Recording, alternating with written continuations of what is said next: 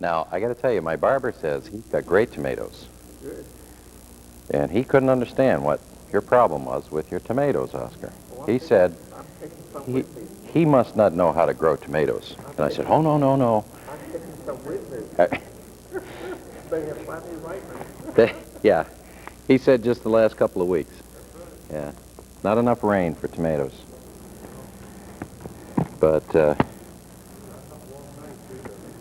not enough warm nights. My first summer in New England was like this. It was hot during the day and very cool at night. Oh, yeah. Let's begin. Let's bow our heads. Father, we thank you for the Sabbath and for the blessings of this past week, for life and health and opportunity, and for the chance that our Sabbath gives us to worship and study and fellowship. Bless us now as we begin. In Jesus' name, amen. Okay. And the lesson study this week is the elderly and widows of the church. Anybody here who's elderly? No, not yet. Could I see a hand, please? Well, we have one volunteer in the back. Okay. Any widows here? My wife claims to be an AT&T widow. I tell her, no, no, no, it's not the same thing. It's not the same thing at all. The elderly and widows of the church. Well, what I'd like to do, you know me, I can't stick to the questions in the quarterly. There's so much other interesting stuff that goes along there. What are the basic rules of relationship that Jesus gave us? One No. You have a Bible. You have to open and point. Okay? Come on. Where's that? Uh-huh. Matthew 5, 6, or 7. Well, we're narrowing it down. Matthew 7. Would you look at Matthew 7? This is the classic. It's the starting point from which to discuss relationship in all its aspects. Chapter 7 and verse 12. And I'll read from, well, I guess I got a couple of versions here. I like King James best, however. King James adds a color to the words sometimes that is missing in newer versions. In King James, Jesus said, "Therefore all things, whatsoever ye would that men should do to you, do ye even so to them." It's important, by the way, to read this text before you read others that people often so badly misinterpret. And we're going to get to the next one, which is one of those that people read a little bit cockeyed. "Therefore all things whatsoever ye would that men should do to you, do ye even so to them. For this is the law and the prophets." The principle here is in relationships to do what? Do good. To treat others as you would like them to treat you. A couple of things to notice here. Jesus says all things. He doesn't leave out any aspect of human relationship. He doesn't say in everything except business. Just in personal relationships. He doesn't say when you're selling a car, exercise this principle. He says in all things, in every aspect of relationship, this is the guiding principle. I treat you as I would wish you to treat me. Okay? Are we clear on that? That is a proactive relationship. I treat you as I wish to be treated. Okay, let's look at a text that some people very often misinterpret. We'll go over to Matthew 22. You know this story. Down in verse verse 37. Verse 36.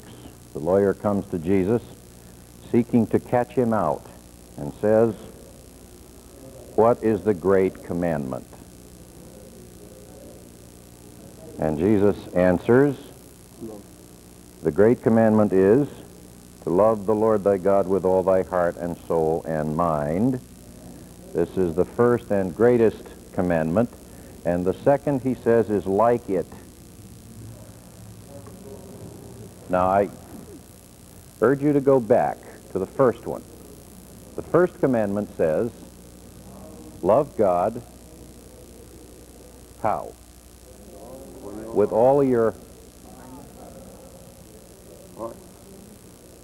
heart, mind, and soul. So then, if the second commandment is like the first, how ought we to love our neighbors?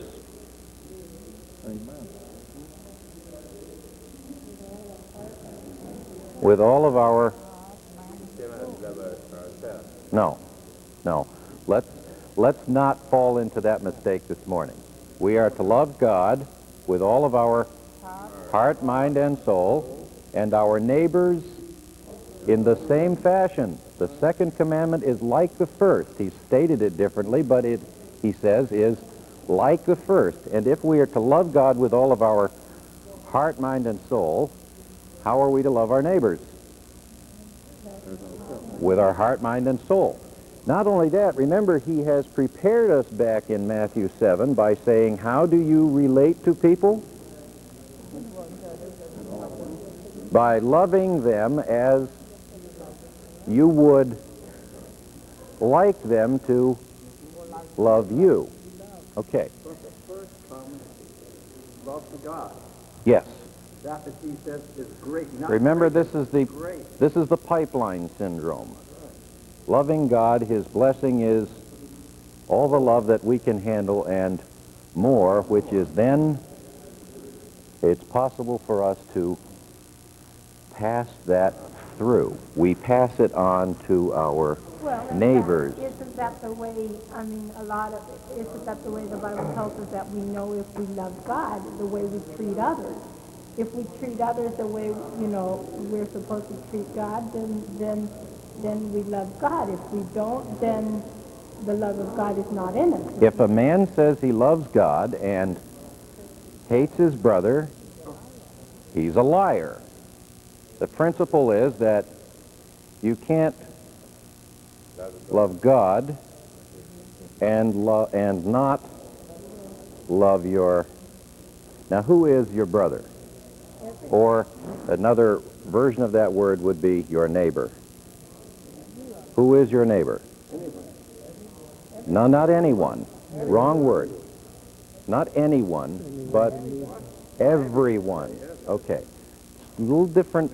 It's not anyone. That means, see, anyone suggests that anyone that happens to come along is your neighbor. No. Remember, Christianity and Christ's advice is always positive reach-out philosophy. Anyone is a passive, a come-to kind of word that we use. Anyone who comes along is my neighbor. That becomes everyone. Everyone is a reach-out word. Everyone out there, whether they happen to cross my path or not, is my neighbor. Now, the trouble with this text is the obvious. Thou shalt love thy neighbor as thyself. There's another case of reading the words and not catching the author or the speaker's meaning. We already know what Jesus means when he talks about relationship between each of us. I am to treat you as I wish to be treated. Therefore, I would love you as I want you to love me. Could I ask something here? On that 37, this kind of stuck into me. On 38, he says, this is the first and great commandment. He could have said, this is the first commandment. And not said great, but there's an important thing which is great. Yes.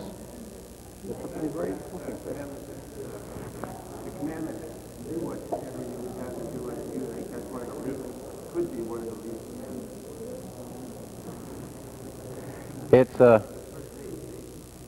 the second commandment, which is like unto the first.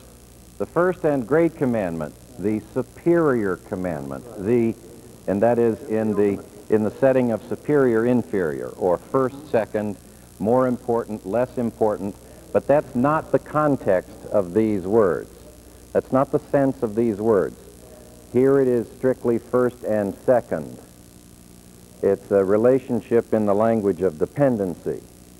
The second, depending on the first, is that you must also love your neighbor. Interesting that Jesus summed the 10 Commandments into 2. We often get all hung up over the 10 Commandments, forgetting that the 10 Commandments were examples of principle. They were statements of principle. And how does Jesus sum up those principles? Very, very simply, he takes the first 4 commandments and sums them into a love God with all of your heart, soul, and mind. Now, if you do that, will you have other gods before him? No. Will you make graven images, knowing he doesn't care for them? No. Will you use his name in vain? Certainly not. Will you honor the day he has asked you to worship him on? Of course you will. These are all ways in which you can love God with all your heart, soul, and mind, right? And if we are to love neighbors in the same way, how will we treat them? Well, let's see. Commandment number 5 was respect to parents. Number 6 was respect for life. Number 7, property. 8, 7 is marriage.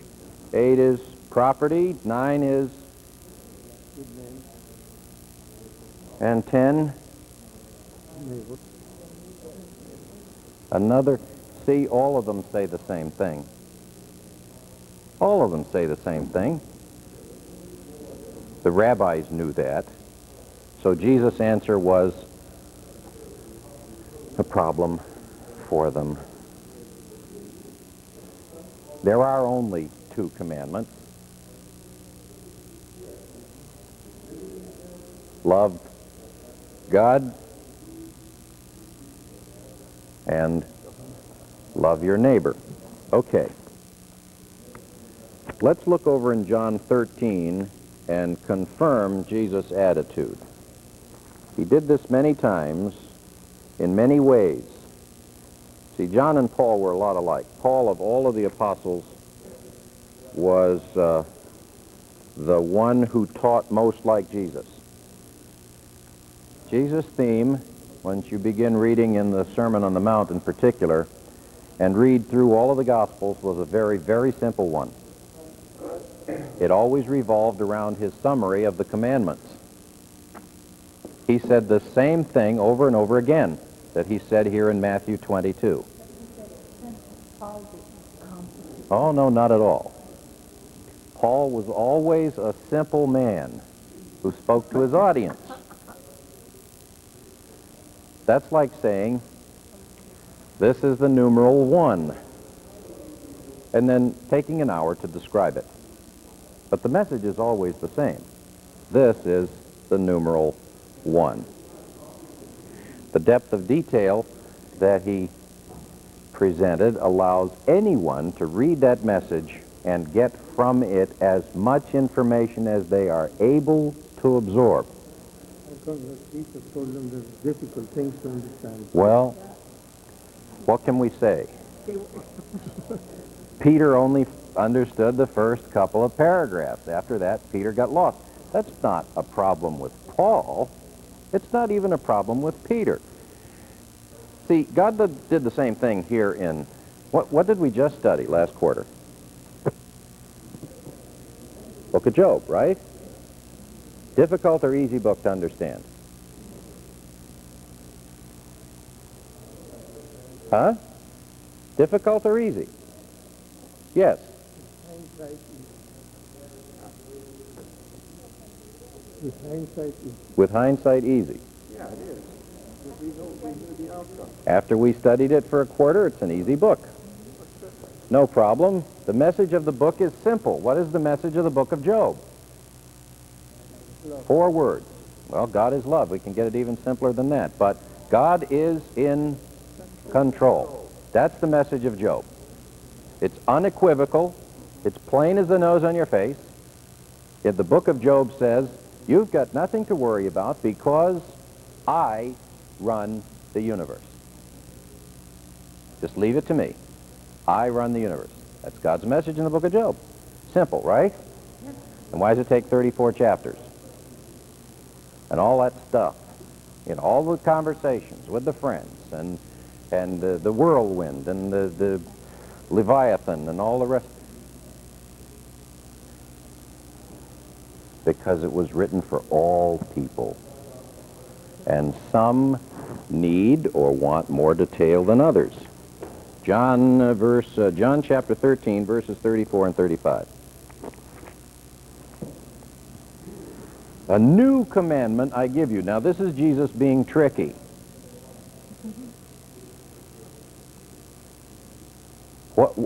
How has Jesus stated the commandment?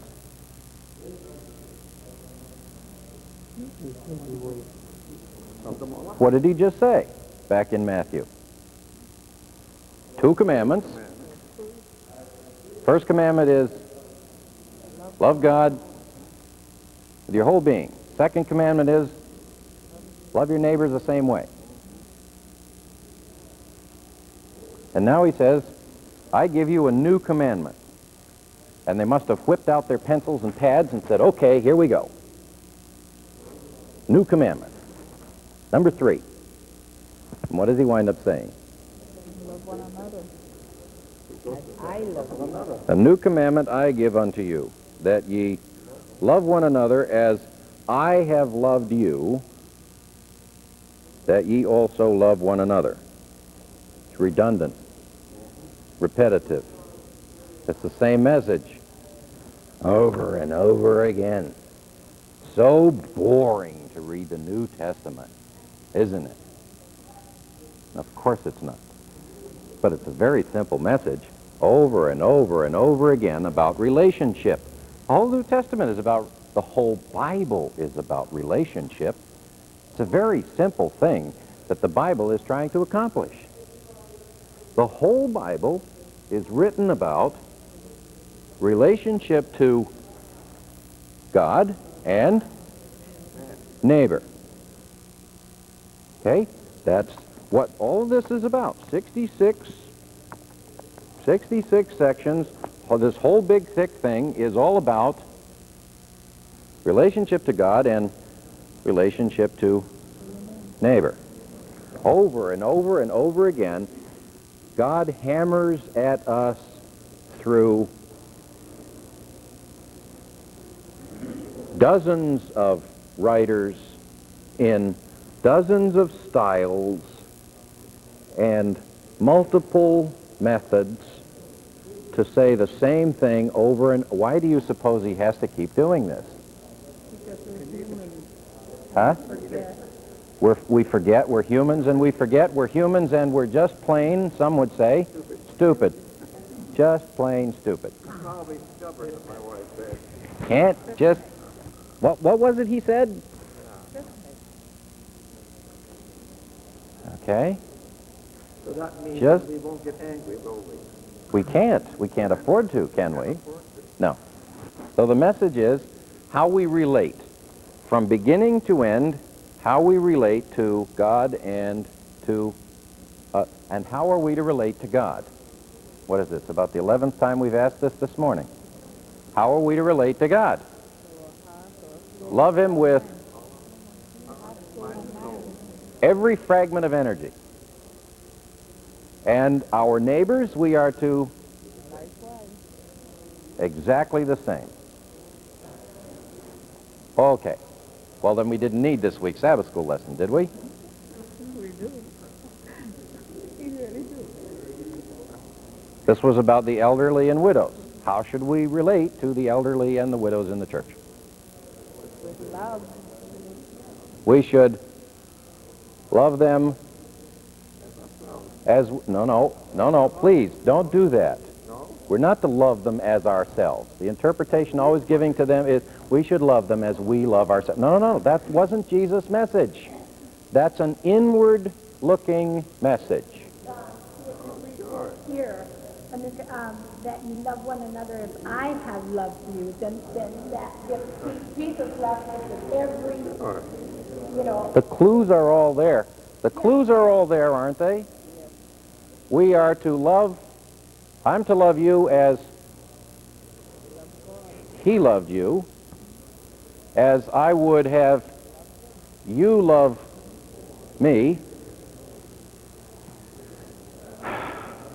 John, if we go to Matthew 25, where he's talking about, when the kings, they'll say to those of the right hand, come, because when I was hungry, you gave me meat, and when I was thirsty, you gave me drink. And they say, when did I see you that way?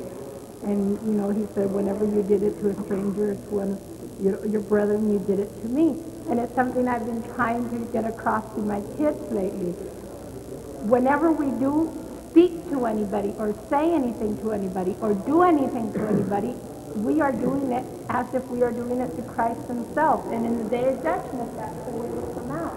So the only way we can love our neighbor is the way we are supposed to love Christ, because our neighbor is taking Christ's place here on earth. Go back to Matthew 7.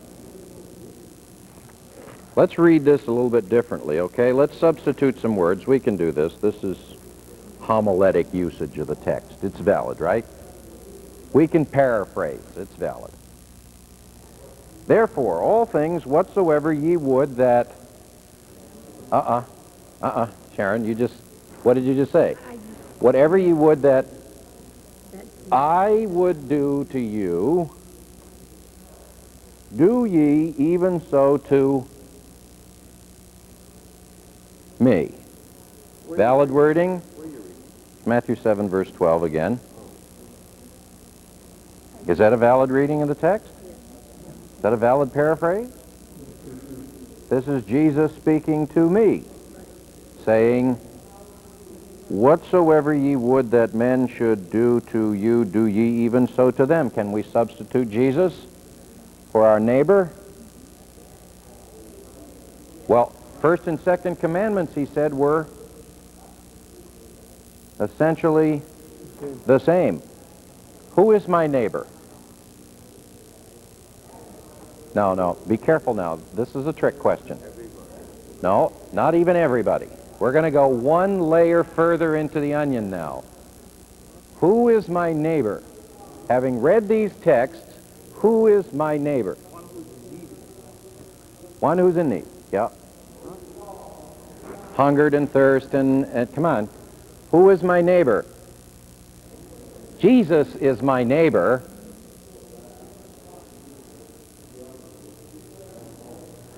Now, if Jesus is my neighbor, how should I treat my neighbor?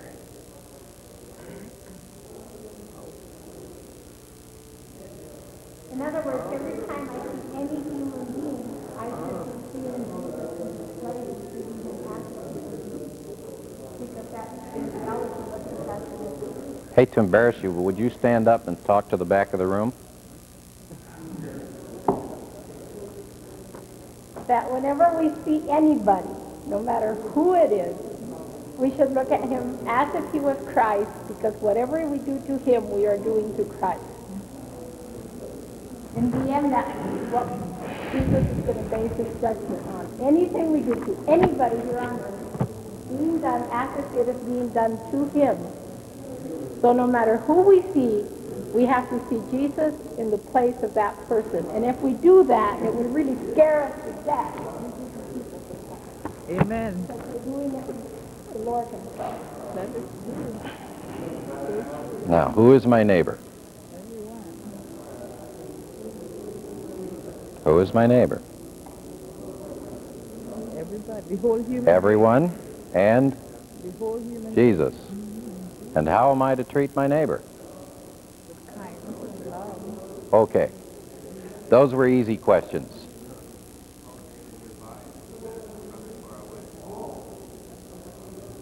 Well, we often relate that way, don't we? Let me ask you a question. How many of you frequent the downtown crossing in Boston? You know, you get down there every once in a while.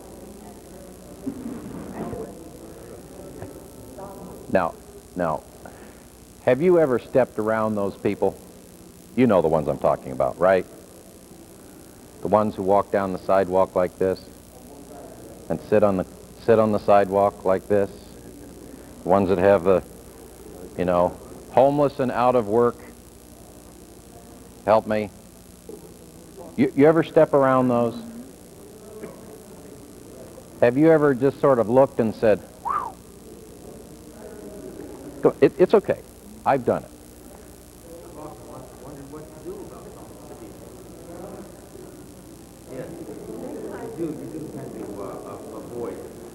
Sometimes when you're downwind, you know, you shift sides of the street.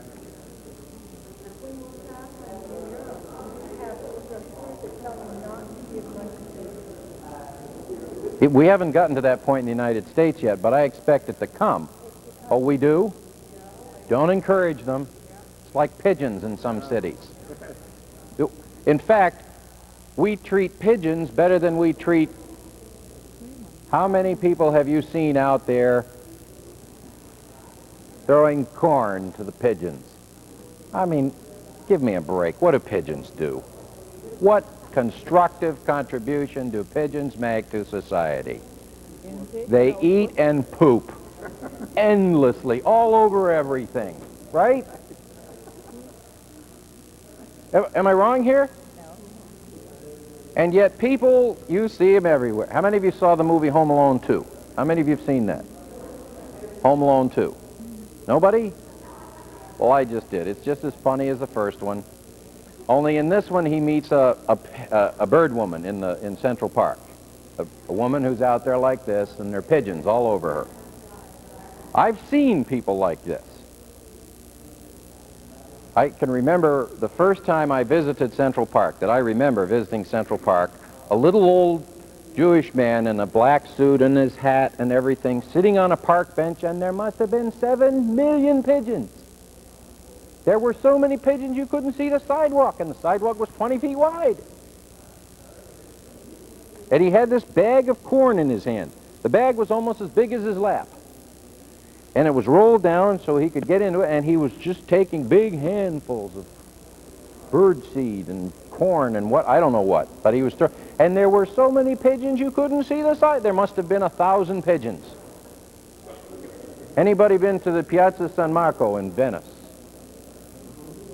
How many pigeons are in the Piazza San Marco? Oh. And the tourists, you know, they all go buy these little bags of stuff and they feed the pigeons. But they'll walk right by a beggar or a homeless person to feed the pigeons. I was walking in 8th Street in New York. There was a man laying across the sidewalk, and everyone was walking over him. I suppose he was drunk, no? Happens in Boston, too. They're asleep on the sidewalk. Stretched right out on the sidewalk, and everybody's stepping right over them to go on about their business. To run up to the park and feed the pigeons. Let's not even go as far as, you know, those who look awful. How about, I mean, even here in this community, you know, everybody has their own circle, and they see someone else, and if they're not, you know, if they're not someone they're dealing with and everything every day, I mean, it's like if they don't even exist. I remember when I was 14 and I first came to the United States, it was the biggest shock in the world to me, because I came to Tennessee and I said hello to everybody, because that's the way I had been taught. And people looked at me like if I was weird, like if where did she come from? And I thought, well, what's wrong with saying hello? But even us, among ourselves, in this church, Amen. We know each other here because we come to the same class. But do we know those from that class and that class up there? Time out. Is there anyone here who knows the first name of everybody that you can see at this moment in this class? I've taught it for 2.5 years, and I don't know everyone's name.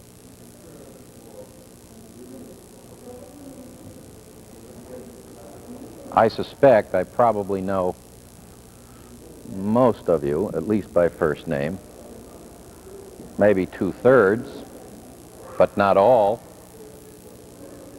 You're not just my neighbors, I mean, but you're my students on occasion.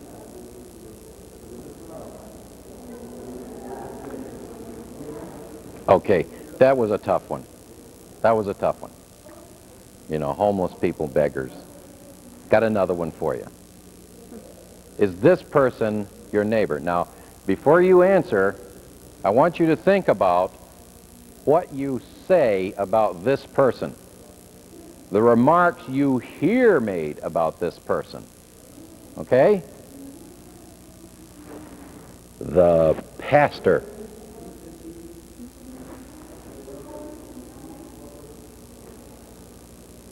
Nah, we got a great pastor.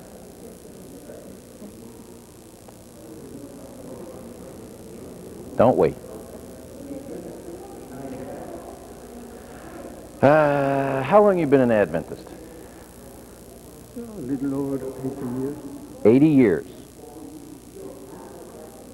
50 some. 50 some. Cephas? 40 some odd. Roy? Reg?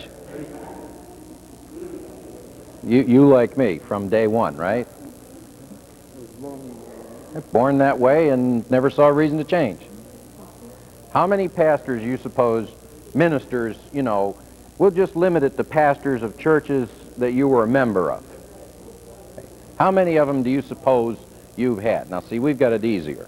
You've got it easier than I do. How many do you suppose we've had? I can't even, I can't imagine. A couple of dozen at least. Right? I'll be honest. You don't have to raise your hand or anything. I won't ask you to do that. But what I'd like you to do now is just sort of riffle back through the compendium of remarks that you have made about your ministers over the years. Okay? Just sort of, you know, thumb back through them real quick.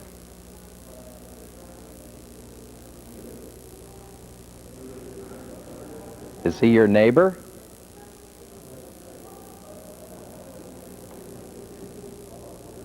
I know none of you has ever criticized your minister for something he said during the sermon. I know you wouldn't do that. No. I have, but I know you wouldn't do that. And you've never, you wouldn't criticize him for, you know, for the way his wife dresses. I mean, I would, but I know you wouldn't do that. Just comments. Just comments, you know, just little off sort of things that didn't really mean them. I mean, there was nothing to them, so no harm done, right? Then how come is it that we have minister after minister after minister after minister after minister after minister?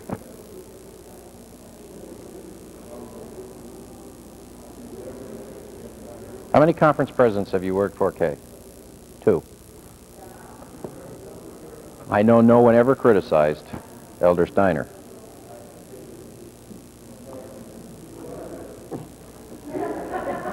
None of us would have. Now, I would. But I know you wouldn't. Well, Stan, my neighbor.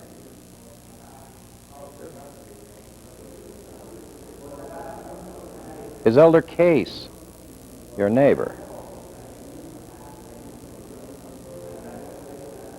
How about Steve Salisbury? This was a tough lesson for me. Because in studying this lesson, I saw some things about myself that I didn't like. I had to take an up-close look at the way I treat my neighbor. Now this week's lesson, this was in 1 Timothy, was it? 1 Timothy chapter 5. 1 Timothy chapter 5. Well, let's just flip over there and see if we can find something different, because this was a disturbing lesson to read, to study. Chapter 5. This was advice, by the way, that Paul gave to a young minister. You know, you can fill in the blank here. You can change the name. You can give it anything you like. How about Dave Osborne? Or Terry Pooler? Or how many of you remember Don Bastian? Or John Robertson? Or, well, Stan Steiner? Fill in the blank here, okay? This is Paul's advice to the minister. Rebuke not an elder, but entreat him as a father. What was that second commandment again?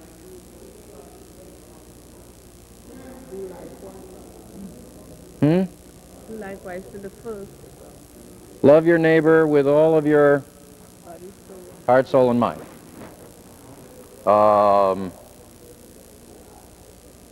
There wasn't. Oh no, there was one elderly person in our class this morning.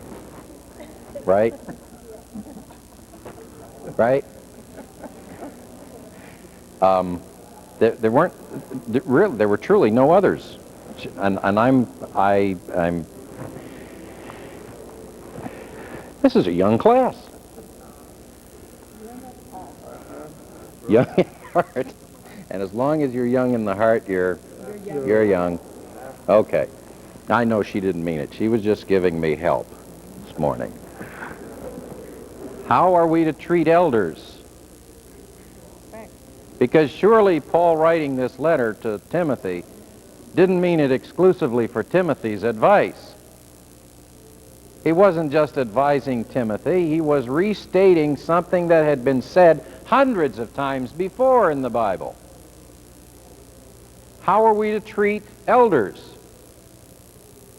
Exodus 20:12 says, honor father and mother. Now you know about Jewish society, right? You know when you read the Bible and it says brother, it doesn't always mean anything biological, right? Knowing that, you also know that when it says father and mother, it doesn't always mean biological parent. You have spent a lot of time in societies, as you have, where mother, father, brother, and sister often bear no relationship to biology at all. It is simply an expression of a societal relationship between the individual and others who are older, younger, or contemporary, or who come from the same group, village, country, tribe, race. Okay?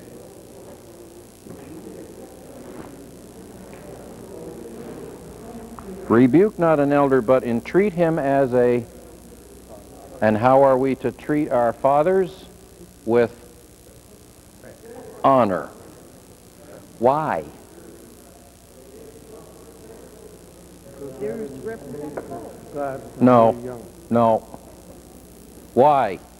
Because they represent God. No. Well, yes, but no. Why are we to honor parents? Because they love us. No. No. I'm trying to remember Matthew 22. Now, why should I love my elders? Huh? First commandment is? Love God. Second commandment is? Love everybody else. Same way. Huh? But your father and mother. Yeah. Let me give you another one. I'm late to work. Now, you've never done this. No, you really haven't. I'm on the Massachusetts Turnpike. Wonderful highway. Going about 75. Oh, no need to gasp. I am only keeping up with traffic. I'm telling you, at 75, at 7:30 in the morning, I am tracking with the traffic. But there is someone on the road with me who thinks otherwise. You've seen him, right? He's about 6'12", 460 pounds, leather legs, build cap, and the big shiny thing here.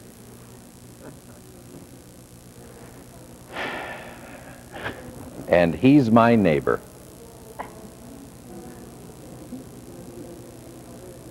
Commandment number 2 applies to this guy who is about to... No, he's already stopped me. He is about to unload from my wallet a significant sum of money. How much? Does anyone know? 50. Beg pardon? Yes. Now, of course, this hasn't happened to me since I bought one of those. He's about to unload an average of $150 from you. See, most people just identify the cost of the ticket, forgetting that it also costs you money on your insurance. For how long? Not anymore. How long? 7 years in Massachusetts, right? Remember? Remember, guys? It's 7 years now before it goes to 0 on your insurance? You remember that now, right? But he's your neighbor. And so when he walks up to the window, you smiled, you were polite, you admitted to your fault, you agreed, you were speeding, you deserved to be punished. And you accepted that ticket with good grace and said, "Thank you, sir." Am I right? I did that once in Costa Rica, and it worked. They didn't give me the ticket. Oh. They didn't give me the ticket. But you didn't do it because you loved him.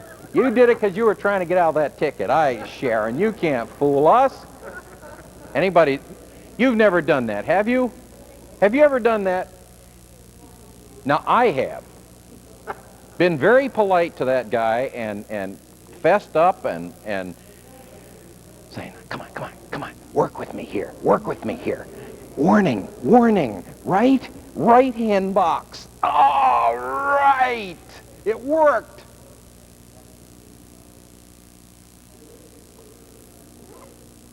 But I didn't love him.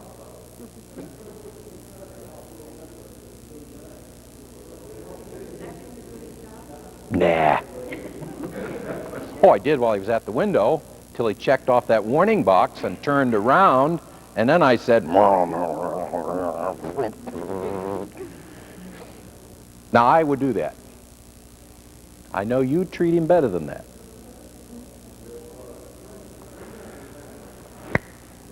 Neighbors,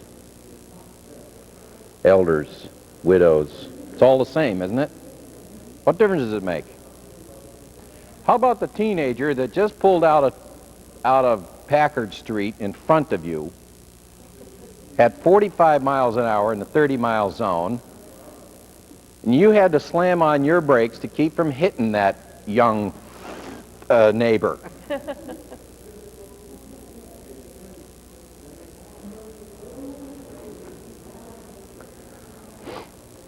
Anybody got any good examples for me?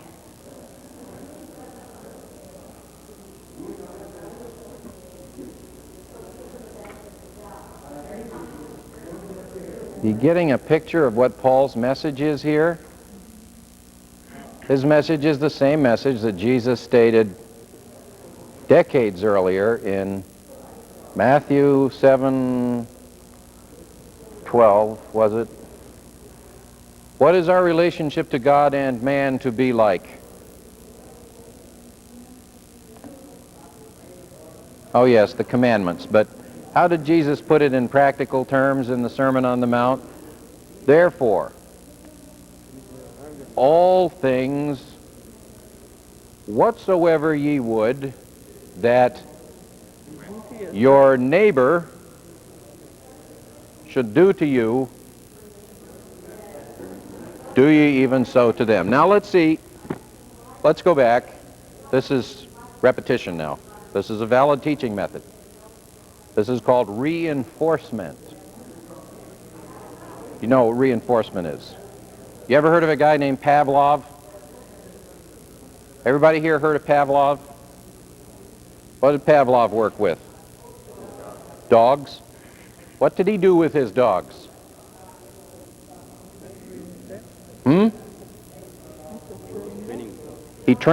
How did he train those dogs? With a bell. To do what?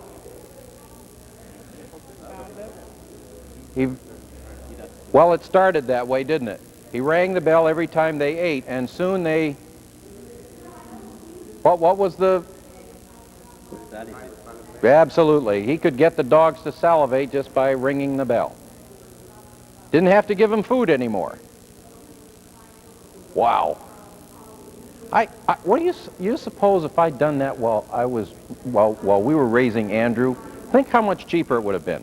Parents, huh? You could have just rung the bell and your kids would have...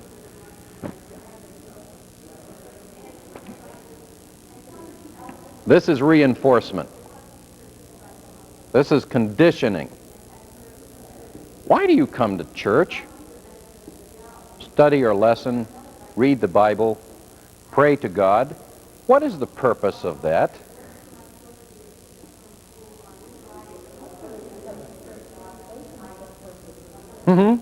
Yeah. Why do it every week then? I mean,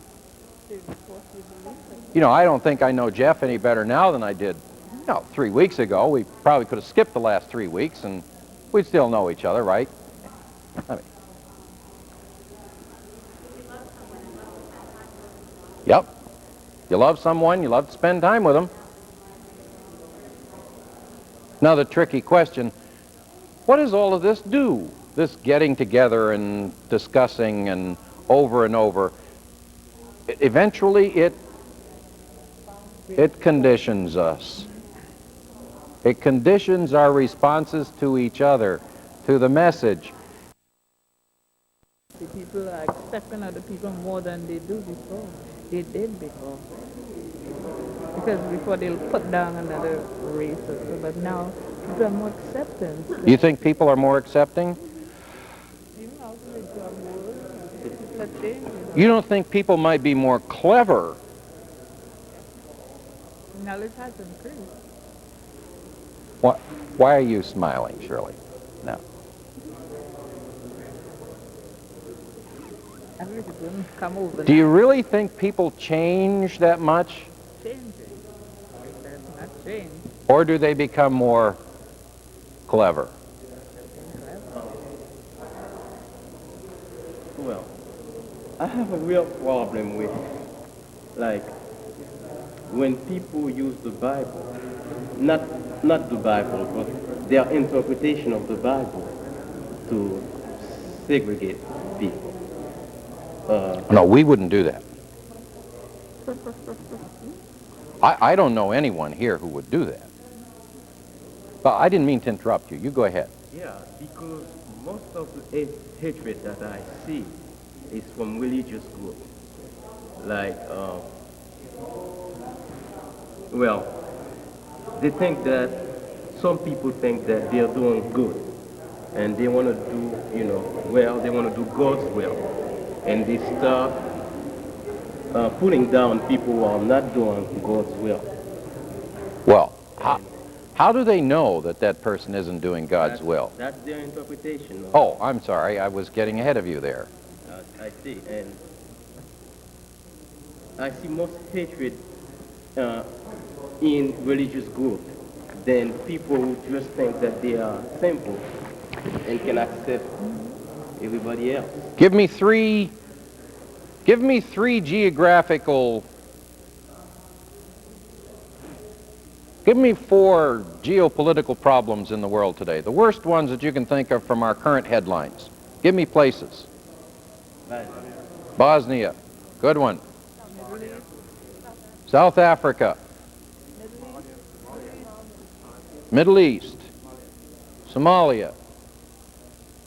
Someone didn't mention the one I think is the worst. I really do. Ireland. Now, let's see. Bosnia. What's the problem in Bosnia? What? Well, yeah, but I mean, what is it? What is the, you know, if they were to write it down on a sheet of paper here, column 1, big problem. What's the problem in Bosnia? It's ethnic, based on religion. Somalia. Well, that's a tough one that doesn't fit the pattern. But it is ethnic. Did you know that? Somalia is ethnic. Okay. There is a religion problem in Somalia, but it's not a primary problem like it is. How about the Middle East?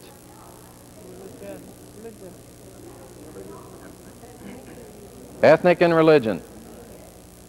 Ireland? Religious. It's not really religion? Yes, it is. Yes, it is. What's the problem in Ireland? No, it's not. Doesn't have anything to do with Catholics and Protestants. Matthew 7, verse 12. What's the problem in Ireland?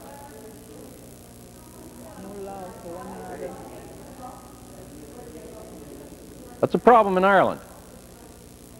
They obviously aren't reading Matthew 7, verse 12. What's the problem in South Africa? They aren't reading Matthew 7:12. Oh, they see the words. Sure enough. You know somewhere in South Africa, some minister is preaching a sermon on this today or tomorrow. You know it.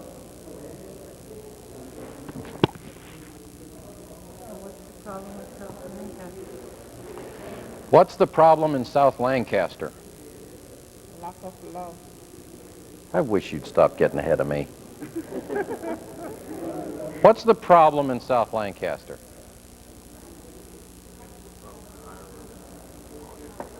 It's the same problem they have in Somalia, only we're not doing it with guns.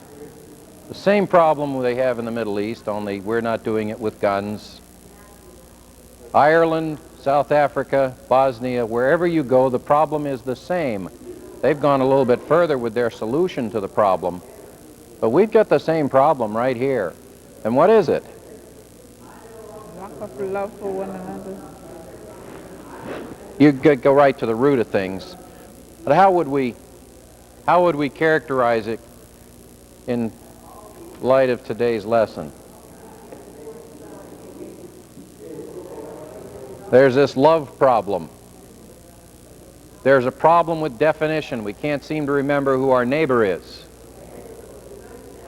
And most of all, we can't seem to remember that God expects us to love all of our neighbors as we claim to love Him. Remember, if we say we love God and do not love our neighbor, we are liars. Now, I hate to use that with you, but this week was a tough week for me. I discovered that I am a liar. More often than I would like to be. How about you?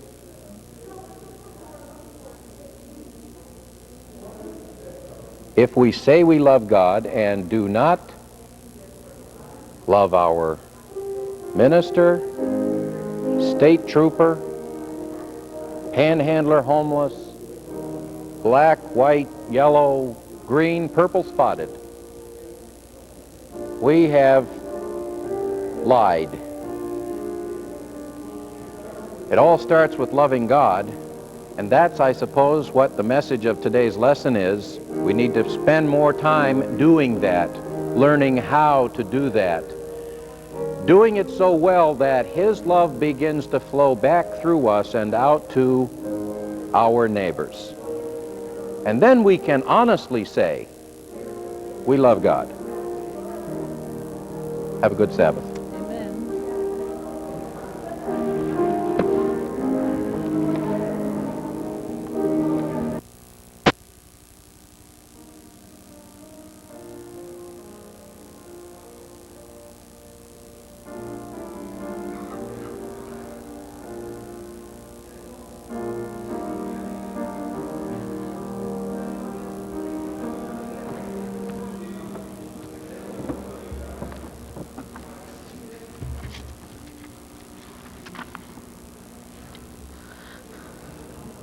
Good morning. Could you please open your hymnals to the first hymn, number 633, and we'll sing the first and last verse.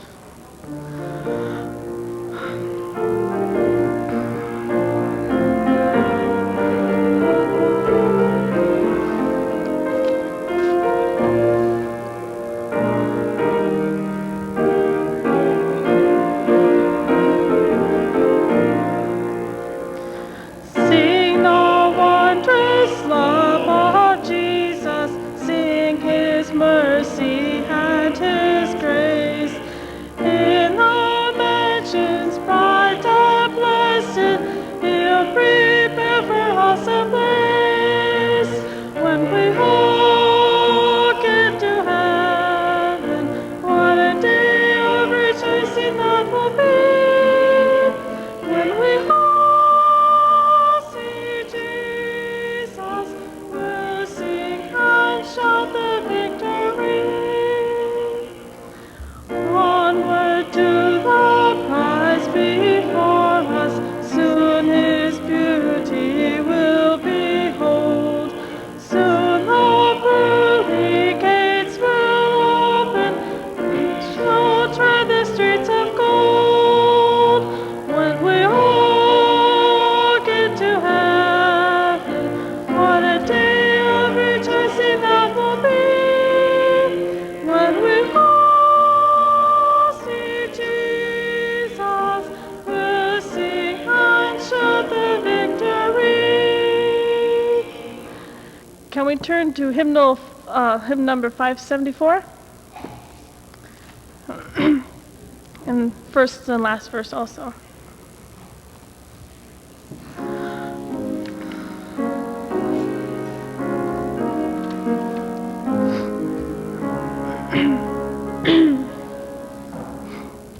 Oh, Master, let me walk in lowly paths of service free.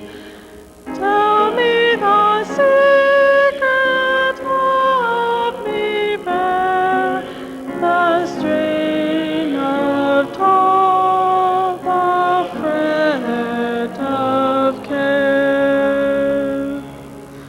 In hope that sends a shining ray, far down the future's broadening way, in peace that only thou canst give, with thee, O Master, let me live.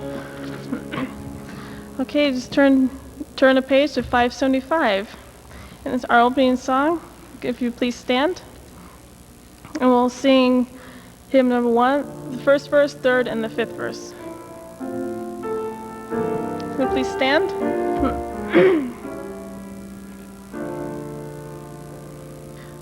Let our heart be broken, poor world in need. Feed the mouth of hunger,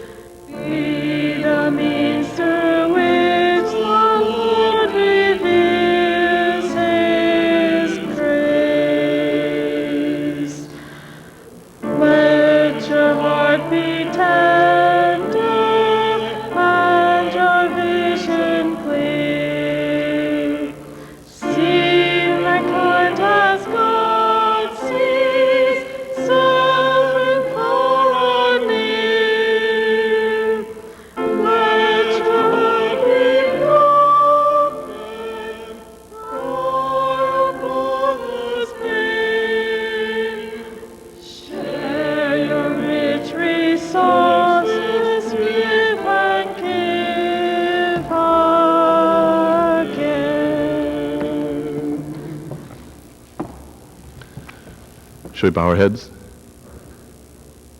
Father in heaven, thank you for the opportunity we have to come into your presence, to study your word, to lift our voices in song and praise, to have our hearts filled with the love that flows from you each day.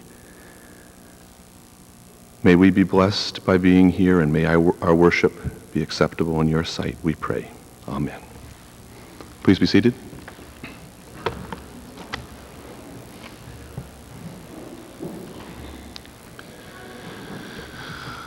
Welcome on this fine Sabbath morning. I guess our numbers are small. We must be a very traveling group of people in this church. Last Sabbath, we talked about spiritual gifts, how the Holy Spirit endows each believer with special talents and sanctifies our natural talents and abilities for his service. This service can and should be specifically given to our church, but it should also extend to our family, to our friends, to our neighbors, to our community. We are called to serve, to be God's instruments to meet the needs of those around us. We have a guest this morning who is associated with a very special work, meeting the needs of troubled children at a school called Miracle Meadows. Mrs. Farrell Harris is the Sabbath School Director for the Mountain View Conference in West Virginia, and I'm going to invite her now to come and tell you about the work there. And while she's doing that, there are some materials that I'm going to ask to be passed out. Thank you. I appreciate the opportunity to be able to speak to you just a few minutes this morning. I have a daughter who lives here in South Lancaster, so I've been babysitting all week while she's been away in Alaska. Several years ago, Bill and Gail Clark and my husband and I and another couple, there were 8 of us all together, moved to a dark area in West Virginia. Pastor Clark was our pastor for some time, and then he and his wife felt called to help young people who were having behavioral problems. They had taken in a young man from California, and it wasn't long before they got a call asking if they could take a young man from Arizona. So they took him too. The word got around quickly that perhaps these people were willing to help Seventh-day Adventist young people who were having some problems. So they decided to step out in faith and begin Miracle Meadows School. Miracle Meadows is on 180 acres in Salem, West Virginia, in the country. They found that one house was not enough, so they built another house. We have 2 homes at the present time with approximately 10 to 15 students in each home.